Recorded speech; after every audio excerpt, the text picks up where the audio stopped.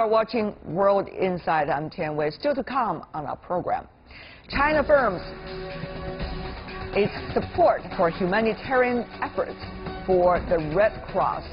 I catch up with the organization's sitting president, Peter Maurer, who talks about seeking support for humanitarian missions.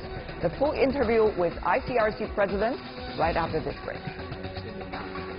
You're still watching World Insight. I'm Tian Wei, coming to you Monday to Friday on CGTN. As one of the most widely recognized emergency response organizations in the world, the International Committee of the Red Cross is a humanitarian institution based in Geneva, Switzerland, and three-time Nobel Prize laureate. The core of its approach is to help people in need during armed conflict, natural disasters, and other emergencies. Peter Maurer became the ICRC president on July 1st, 2012. Under his leadership, the ICRC carries out humanitarian work in over 80 countries. China has always been supporting the ICRC's cause. Last week, Chinese Vice President Wang Qishan met with Maurer, pledging to firmly support the Red Cross work. I caught up with Maurer recently. Listen in on the conversation about negotiating with all parties to cope with humanitarian disasters.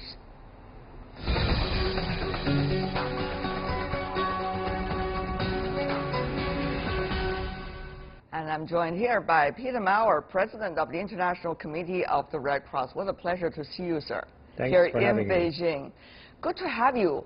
I understand you're here to talk to the Chinese side about the future mission of ICRC, the cooperation, and also about the Belt and Road Initiative. But I want to begin about ICRC worldwide, Mr. President. You have more than 1,000 attacks against ICRC staff over just the past few months around the world. I wondered how you, as the president, are going to protect your staff. Well, we have a very special philosophy on protecting our staff. Our philosophy has always been that we have to be in contact, in proximity to the belligerents. We have to talk to the belligerents. We have to explain what we are doing in the field. Because without the consent of the different parties to a conflict, we can't operate in the field. But then it is your job to talk to the different parties of the conflict, and yet you have to remain neutral all the time. That's really tricky. When we talk to the one side, this is often seen as partial by the other side. But I think in 155 years we have managed to credibly demonstrate that we are always talking to all sides. You were on some of the earlier missions yourself. You went to visit field trips as well. So how did you handle some of the specific cases? Can you give an example?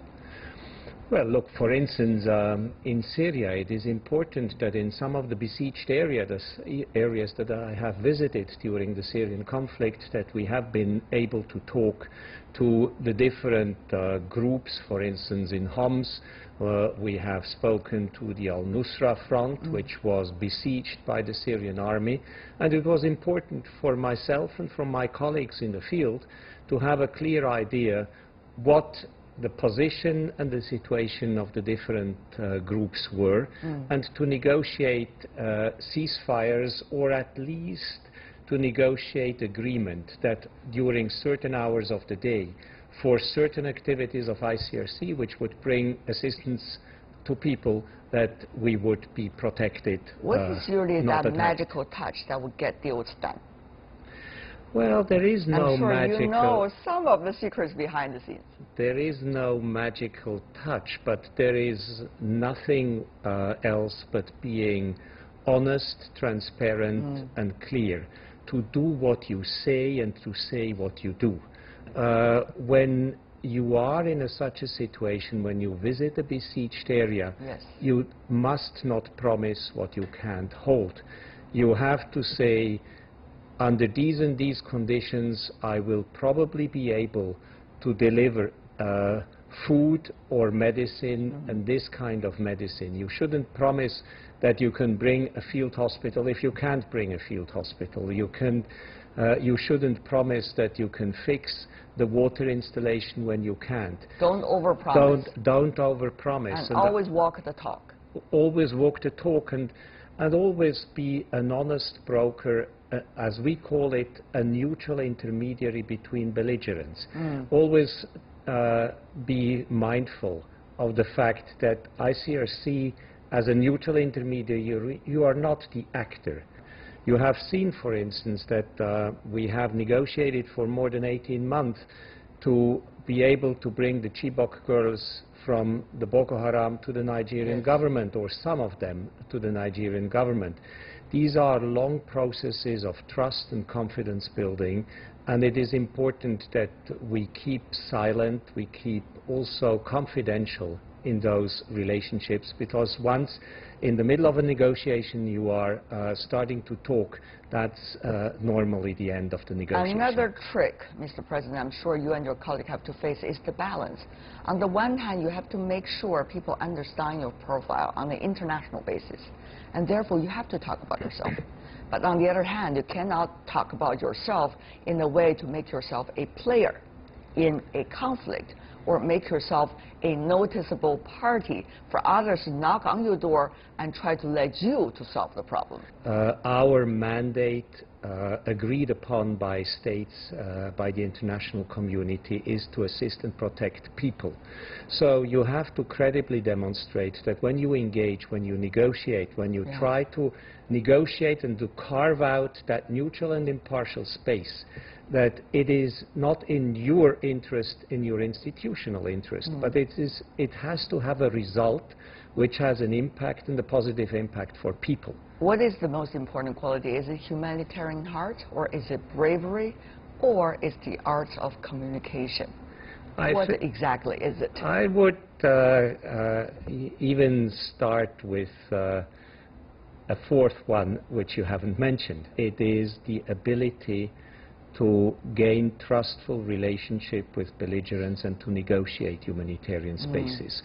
Negotiating that space is difficult because we know that war is one of the most extreme situations in which emotions and positions are far away between those people with whom we interact each and every day. I'm afraid, Mr. President, unfortunately, the world is not necessarily getting better if you look at the spots of violence. What is driving the world to be where we are today and where we're going to be according to the ICRC perspective? Well, I would first agree with you that the trend doesn't look very promising. We have more people displaced than any time since the Second World War. We have more people living in what we call situations of fragility, which are situations where poverty, corruption, underdevelopment and violence are combined. If we look at death toll by firearms, the death toll by firearms is in Latin American cities, in some of the cities is higher than in Syria or Iraq. Everybody only looks at Syria and Iraq as consequences of conflict. So we are coping with difficult trends of poverty, bad governance, underdevelopment, violence, and violence destroying development. That's a lot. That's a lot, and that's why a lot. Do you think, Mr. President, I'm sure it is not just the reality you're looking at, you're also looking at the backdrop of the reality and the root causes of it. What is leading us to where we are? We have big divergences amongst states, at global, at regional, and within countries at national level. So one of the challenges is that maybe in the 1960s, 70s, and 80s, where we were dealing with quite localized conflicts, which were negative for people still. Today, we are confronted with an enormous amount of countries and situations where local, national, regional, and global dynamic work into each other. The Syrian conflict is a conflict amongst Syrians, but it is also a conflict about regional powers and regional influence between Iran and Saudi Arabia. So is the Yemeni conflict, and at the same time, it is a power struggle in which big powers are involved. The Europeans, the Americans, the Russians are involved. So we see an international order where diplomacy has difficulties finding consensus and finding solutions for some of the problems. Mr. President, I'm sure as the president of ICRC, you have been in debates and been hearing debates about globalization and also the different interpretations of globalization. Where do you think the world is going? Is the system that has been established since the Second World War going to a negative area in which not as many as should members of the international community are subscribing to it? And therefore, what does that mean? We see negative humanitarian impact of the situations that you have described. I don't deny.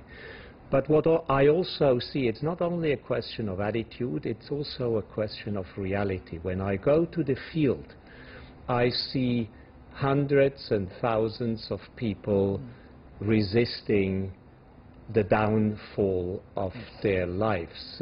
They take their destinies in their own hands. They look to create a business out of the world's worst situation. I see resilience of populations, which I would never have believed, that people are so resilient, so assiduously trying to make their life a better life. I think what we need is also political signals that there is hope. And what kind of political signals you are Well, I talking think we need also political signals coming out of the international community that there is solidarity, that there are countries there to help, that there is a perspective for those who resist the downfall, the downgrading, the disintegration of their society, that we help them find a perspective for the future. I think when I listen carefully to most of the victims I'm meeting in the battlefields, what they are lacking most is a perspective for the future, is a little bit of help.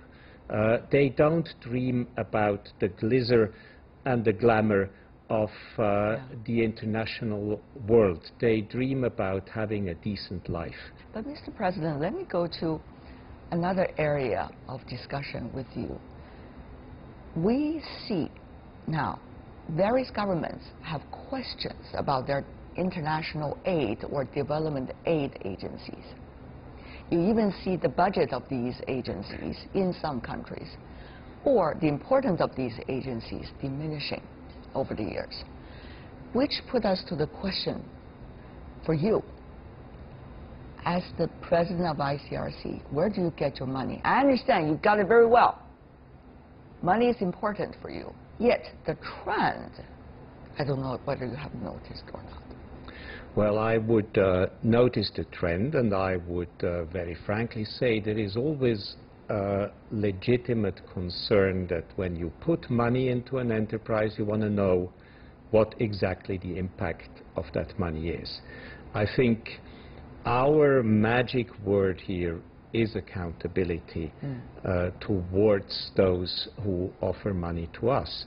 And I think that's part of a dialogue we have to have with donors, that we have to convince donors that what we do has an impact for people. If you want to have an impact, you have to be there. You have to be close to where things happen, and you have to control what happens with the money, and you have to be accountable for what you are doing. That's a lot of missions that you have listed for yourself and your staff, I have to say, Sure. Mr. President. Talking about ICRC cooperation with China, we understand the system is ICRC is operating in the international circumstance, while the China's Red Cross is having different missions. So how in the future China will become, on the one hand, supporting financially to ICRC, on the other hand, having more cooperation with ICRC? What is your vision? It is definitely our interest to have more Chinese support for our response, and at the same time tap into the potential and the skills and the human resources skills of an organization like the Chinese Red Cross. I think just recently I visited the Democratic Republic of the Congo. A week before we had a visit from the Chinese Red Cross to the Democratic Republic of the Congo, and we are working together to see whether the Chinese Red Cross can make a contribution to the overall response of the Red Cross and Red Crescent movement in the Democratic Republic of the Congo by providing, for instance, a field hospital. This is a concrete example of a cooperation I am envisaging in the future. So we hope that the Chinese Red Cross can channel more of its skilled humanitarian worker into international operations, while ICRC is very open as well here in China to offer its international experience, advice for whatever the Chinese Red Cross would like to do and is going to do here in China. Mr. President, I understand you met with the Vice President of People's Republic of China, Mr. Wang Qishan, during your trip this time. And you, the two of you, talk about cooperation along the Belt and Road Initiative. Of course, this is a global vision, but exactly what will be some of the very basic steps to begin with? My point is, when I look at the countries on the Belt and Road, they are at the same time fragile countries and places where ICRC is active. Some of them are. At least some of them. We counted more than 40 who are countries in which ICRC has operations. And I think our work is more a contribution on the stability of societies and is more designed also to help people cope and to prepare people for more ambitious development. So what I proposed to the Chinese interlocutor is that we should think about the Belt and Road not only in terms of a infrastructural development, but also to think about a humanitarian Belt and Road, connecting people and helping people, again, to find a certain perspective and to create preconditions under which development can happen. And one of the preconditions is that we get away with the negative impact of conflict. Yes, indeed. Mr. President, before we go, there's one issue people are looking at, and they are looking at closely around the world. That is what's going to happen with the DPRK. There's a negotiation likely to take place. People applaud that, but we do not know the potential of that, and if things are not necessarily going well, what is likely to be the humanitarian situation in that country and in the region as well. From the perspective of ICRC, how do you see that? The fact that talks are underway and there is at least a certain perspective that some of the most intrinsic political issues on the Korean Peninsula may be solved or brought towards a more positive dynamic. And this would certainly be extremely helpful also in order to solve some of the intrinsic humanitarian issues that we were dealing with over the last decades. We see a positive development in the future, and that this positive development will not only lead to the disarmament, the nuclear disarmament on the Korean Peninsula, but will also pay in terms of interests of people. And interests of people start with having clarity on where your relatives are, being able to see, to meet, to travel, and then starts, of course, also with addressing more prominently some of the humanitarian challenges, in particular in the north. Yes, indeed. Peter Maurer, President of the International Committee of the Red Cross. What a pleasure to have you, sir. All the best. Thanks Thank you a lot for being with us. your interest. Thank you very much. Thank you.